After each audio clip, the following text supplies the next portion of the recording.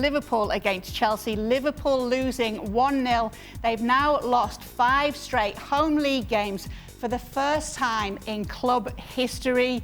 Stevie Nicol, how has it come to this? Oh my goodness. Well, it's been a bit of a slippery slope. I remember sitting here, 13 games ago, Liverpool sat at the top of the Premier League.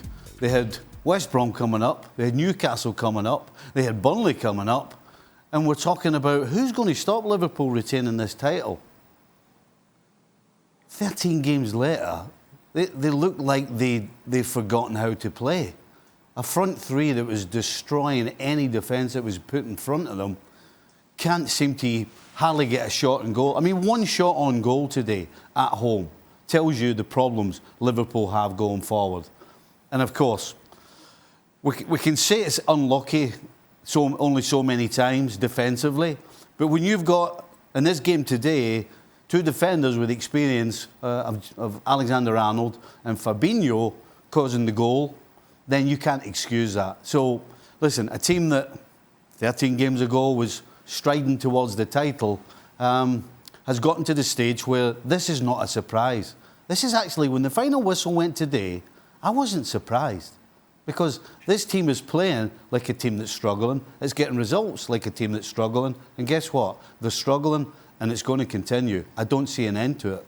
Don, given the problems that they have in defence, should Klopp be using a more pragmatic approach? Not really. I agree with Stevie K. I mean, I was exactly the same when they had West Brom and Newcastle. I thought after the 7-0 win against Crystal Palace, I thought it was moving weeks for Liverpool. I thought they'd stride clear. We can't keep blaming injuries at the back because defensively it's never really been a problem. No one's really walloped Liverpool apart from Man City. It's offensively where you start to look now at Liverpool and you think they are shot shy at the top end of the pitch. There's no confidence whatsoever. Mo Salah got dragged off tonight. Jota's had to be rushed back. Fabinho had to be rushed back. Sadio Mane doesn't look the same player. Firmino doesn't really score. He contributes in what he does in terms of his link-up play, but all of that's just not enough at the moment. And Liverpool, and I think you heard it in Jurgen Klopp in his press conference afterwards, he looked absolutely shattered. He looked deflated. And I think Jurgen Klopp, the players, the fans, I think they just want the season over because it's turning into a disaster. How much have they got into their own heads with everything that's going on then, Stevie? Well, I think there's no question. I don't care how good a football player you are. Confidence can rock anybody. And this whole side looks as though it's rocked. And you listen to Jurgen Klopp afterwards, you talk about talking too much, as if you're covering something. I mean, just keep your mouth closed. It is what it is. Stick to the basics and get out, and don't start inventing things. So if he's talking to the press like that, he's probably over talking to his players as well. I mean, you're talking about a huge confidence in crisis, and just a complete and utter loss of form right the way through the side. This is not the front's fault or the middle's fault only, or it's only the back's fault. This side is in free fall, and as I said before, I'm not so sure when it's going to stop. Frank, can you see them getting out of this funk this season?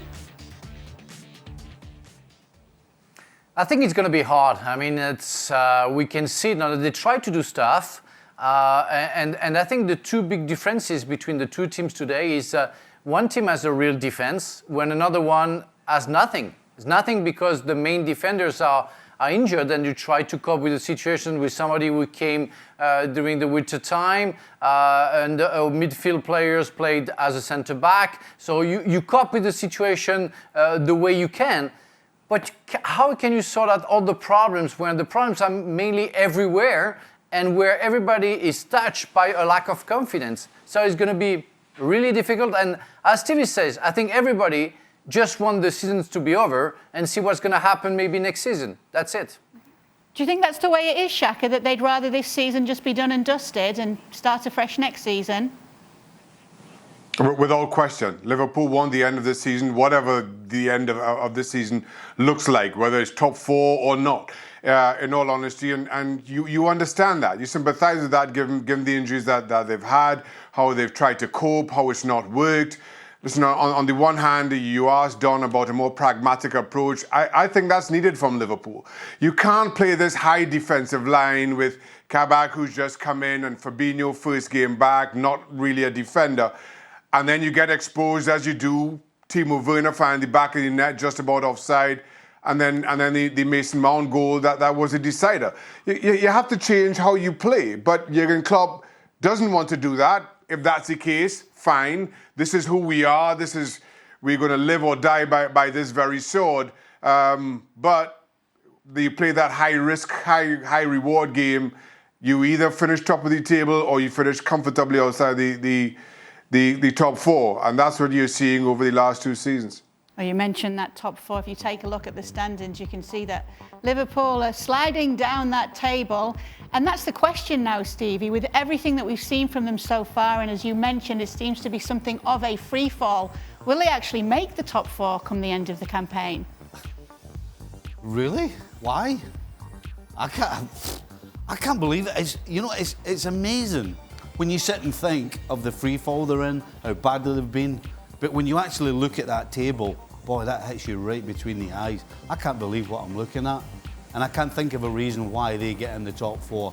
As I said, we can lament about the injuries, but the truth is, a front three that can muster one shot at goal, there's a problem, and you have to change it. You just can't keep doing what they're doing and getting nowhere.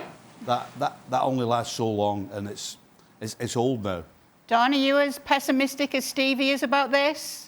I am, Kay, because it's the hope that kills you, and no one's really, charging towards the top four. All the teams at the top, like Leicester, like United, they're all dropping points. So even though Liverpool are in horrendous form, it's the hope that kills you because they're only in touching distance from the top four. I think they're 4 points off it.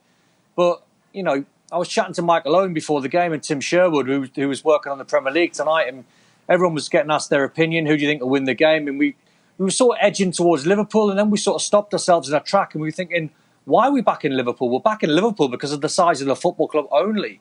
We're not really looking at how they're actually performing and how they're doing and how goal shy they are and how out of confidence they are. So it's the size of the football club. And I think the fact that, as I said before, they're in touch and distance of four, but performances-wise, they look a mile off the top four.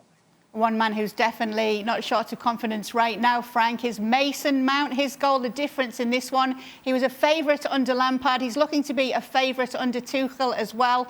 What a goal from him. It is absolutely fantastic. I mean, he's still a young lad. We shouldn't forget that. But as you just mentioned, he went through 2 different coaches, and he has been perfect. And he's a leader. He's some kind of player who makes a difference. Every players have been fantastic tonight. I mean, the 3 at the back, Azpilicueta, Christensen, and Rudiger, have been very, very strong. And in the middle of the park, they've done the job. But at front, even if you can say that Werner had a good game, that Ziyech is still struggling, if there is one who always gives his best and does very, very well, is Mason Mount. And what he did when he scored, playing with Fabinho, who is, of course, not fit enough maybe to play that game, it was absolutely fantastic. And how he found the corner and how he scored the goal, it shows, that he's already mature, that he feels everything, that he always makes the right choice. I mean, spot on. Hat off, my man. Carry on like that because you have a great future, for sure. Don, how important do you see Mount for Chelsea? Yeah, he's a great player, Kay. Everyone was labelling him as sort of Frank's favourite boy, but once Frank went, he got his head down, he worked hard. He wasn't in the first Tuchel took aside.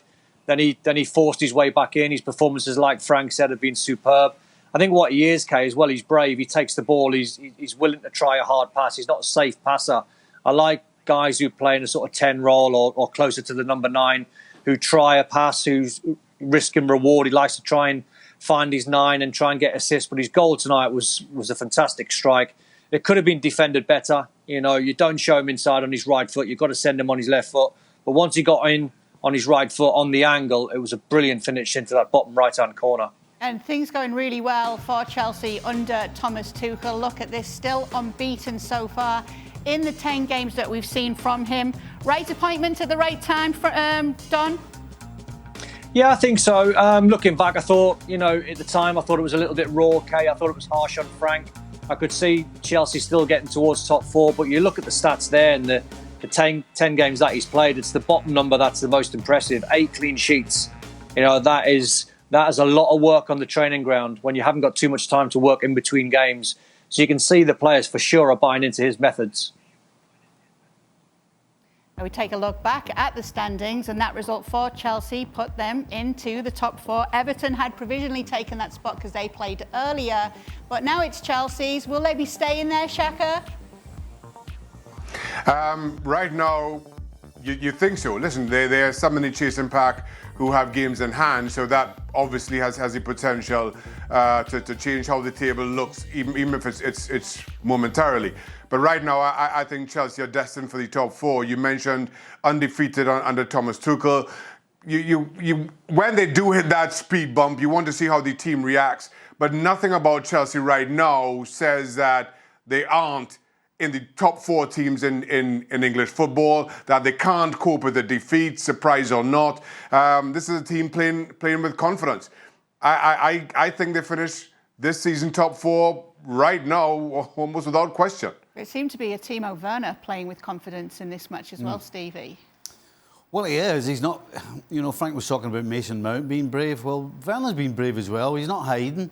He's putting himself out there. He got himself in some great positions. Yes, he might have been offside for the one that went in.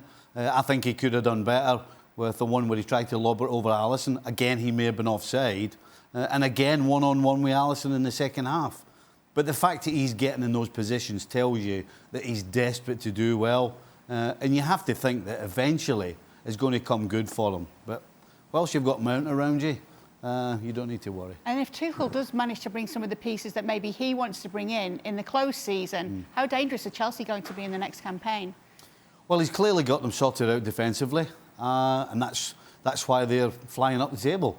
One goal a game pretty much on average. If they can lift that somewhat, then there's no question not only top 4, but maybe next year they can start fighting for something a little bit higher up the table. So things going right for Chelsea. But Don, when we do go back to Liverpool, what's the one thing that they would need right now? Maybe if they got a genie and they got one wish at this point. Confidence. Confidence is the big thing, Kay. Honestly, it is. It's something that you can't measure, but you can see it in the performances. You can see it when they're in and around the box, that no one's willing to pull the trigger or try that final pass. When you're not confident and you've got the ball at your feet, you look at a red shirt and you play safe. And Liverpool have never, ever been that type of team. You can see it in Jurgen Klopp's body language when he's getting asked in interviews, what's the team missing? And he's scratching, he's searching, he's overthinking it, as Stevie said. The biggest thing in football is confidence. And when you've got it, you can conquer anything. When you haven't, you feel as though you are really struggling. Well, thank you very much for watching ESPN on YouTube. For more sports highlights and analysis, be sure to download the ESPN app. And for live streaming, premium content, and let's not forget as well, ESPN FC 7 days a week. Subscribe to ESPN Plus.